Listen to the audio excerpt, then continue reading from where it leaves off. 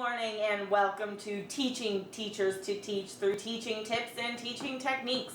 I'm your host, Tammy Teachwell. Today we're lucky enough to have Mrs. I'm a Teacher here with us. She's a veteran teacher who has taught elementary school for more than 20 years. Please help me welcome Mrs. I'm a Teacher to the stage.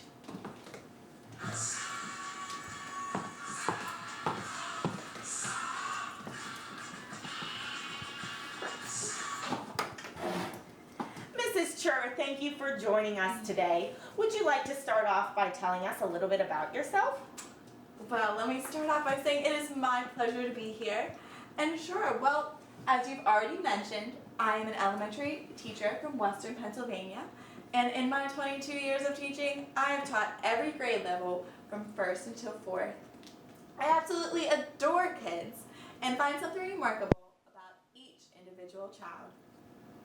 Wow, it sure sounds like you're a dedicated professional.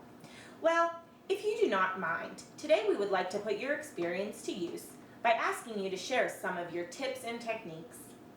I'd be happy to share with you. If I can help even one teacher avoid some of the mistakes I've made, then I would be glad to have made a difference. Great! Well, our viewers have expressed that their biggest overall concern in the classroom is classroom management and student behavior.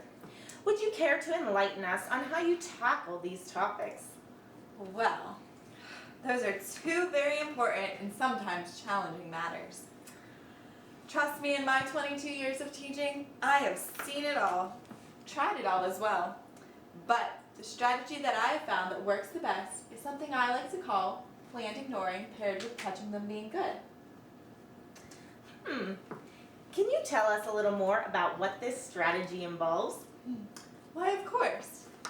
The first component of the strategy I mentioned is called planned ignoring. Now, planned ignoring occurs when the teacher intentionally pays no attention to the problem behavior that students engage in. It is founded on the belief that ignoring a behavior will cause it to become extinct. Well, wouldn't that send the wrong message to the students and show them that they could do whatever they want to do? Well, I can see where you're coming from, but actually, that is a common misunderstanding. Planned ignoring is actually the conscious decision not to respond to a behavior at the time it happens. However, it does not mean that you like or approve of the behavior or that the rules have changed. What it does mean is that you have decided that you are doing something more important and you're not going to let someone who is doing something wrong take you away from what you should be doing. Okay, that makes way more sense. Well, we can also look at it from a new angle. Let's say we have a police officer who is helping injured people at the scene of an accident, and someone flies past him speeding. Well, he needs to decide who needs him more. He would, of course, continue helping the hurt people and temporarily ignore the speeder. Now, this action does not mean he thinks that speeding is acceptable, but that he realizes that the speeder can be given a ticket later because the injured people require his attention more. Let me put it into perspective for you. As a teacher, my job is to teach the students who are ready to learn and need my help. Occasionally, a student chooses to violate a rule. Now, if the behavior does not compromise any safety, I may decide to temporarily ignore the student and the behavior and continue doing my job. Sounds plausible. Now, what was the second half of the strategy? What did you call it again? Was it caught up in being great? Very close. It's actually called catching them being good. Now, catching them being good is a proactive solution to common misbehavior problems.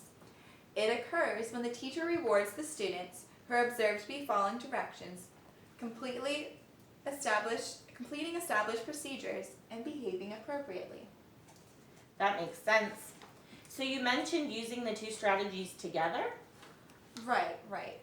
I found that the strategy is most effective when the two parts are used simultaneously. Now, the overall purpose of this strategy is to reduce negative attention-seeking behaviors by encouraging students to obtain positive attention through appropriate on-task behavior. If used consistently and correctly, Eventually, misbehavior will be replaced with the correct behavior to seek the teacher's attention. Okay, so then what are the steps that teachers need to take in order to utilize this strategy properly? Great question. Well, first, the educator must be committed to it. Procedures and rules should be in place, visibly posted, and clearly explained to the students. Also, the teacher needs to possess and maintain high expectations of all students and their behaviors. Very important indeed. As they say, student success is limited only by adult expectations. So what must happen next? Well, the next step involves identifying the problem behavior and the motive behind the behavior. It is important to be sure that the student's intention behind their acting out misbehavior is to receive the teacher's attention. Otherwise, this strategy will be ineffective. Maybe the student is playing with a toy instead of working, coming to class late, shouting out an answer, leaving their seat without permission, or simply failing to follow an established procedure. All very common issues. Well, Mrs. Chur, we are going to have to take a short commercial break, but viewers, when we get back, Mrs. Chur will be talking about how to implement this strategy in the classroom.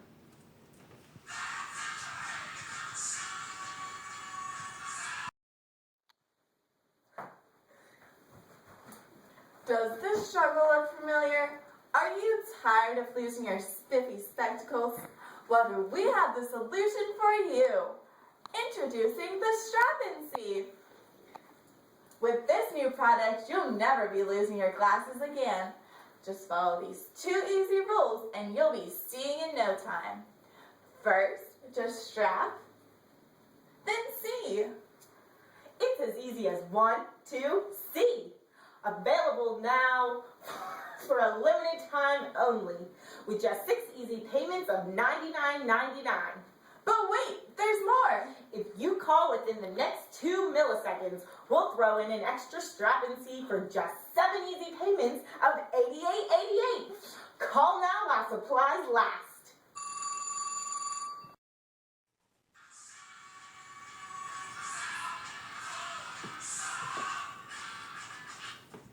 Welcome back to Teaching Teachers to Teach through teaching tips and teaching techniques.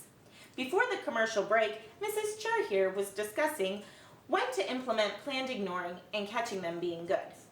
So let's say I have identified Charles' tendency to be tardy, and I know he is only doing it to get my attention. What should I do? Well, the next step consists of making a conscious effort to ignore the problem behavior when the student chooses to engage in it. So in your case, when Charles walks in late while you are happy your lesson has already begun, you will in no way acknowledge his disturbance. Instead, you will maintain a neutral expression and continue with your instruction. Okay, I think I can do that. Then what? Well, before we move on, it is important to realize that this strategy should be used if, and only if, the problem behavior is harmless. If it in any way compromises the safety of the student or others around him, then certainly it would not be acceptable to ignore the behavior. For instance, this strategy would not be appropriate to use if a student is continually hitting another student during a lecture. That behavior would need to cease immediately, so it should be addressed accordingly. Good point. Safety should always be a #1 concern. Exactly! Safety first! Now, it is time to implement the second half of the strategy by catching them being good. Positively reinforce appropriate student behaviors with material rewards such as stickers or another small prize. Verbally acknowledge and recognize the correct efforts of the students as well. However, it is important to describe the action rather than the character of the student. I'm not quite sure I understand. Would you mind providing us with an example? Yes, perhaps that would help. Well, rather than saying, "Wow, Justin, you are such a good listener," maybe you could try, "Justin, I loved how you walked quietly in the hall, placed your homework in the turn-in bin, and calmly took your seat. You waited patiently for directions, which is important because you followed our established procedures. I appreciate your help in keeping our class running smoothly. Now, as you can see, the second version makes it clear that the teacher is praising the behavior rather than the individual student. I see what you mean. So, if I follow these few steps, then bam, the problem should be fixed overnight, right? Don't we all wish it was that easy? But no, actually, this strategy requires commitment and patience. Things are probably going to get worse before they get better. In fact, the problem behavior is likely to increase for a short time right as the intervention is implemented, because the child will be trying to make sure that a previously useful behavior that used to get him what he wanted is no longer going to be effective. During this brief worsening period, do not give up. Stand your ground and continue to ignore the unwanted behavior. Way harder than it sounds, I'm sure. Yes, but with persistence, it'll work. Now, let's take a look at the final step of the strategy, which involves gradually replacing the material rewards with social recognition, such as a smile or verbal praise. This should be done so that students do not become dependent on external reinforcement. Rather than relying on extrinsic rewards, we want our students to become intrinsically motivated to behave appropriately. Why didn't I think of that? It all seems so simple.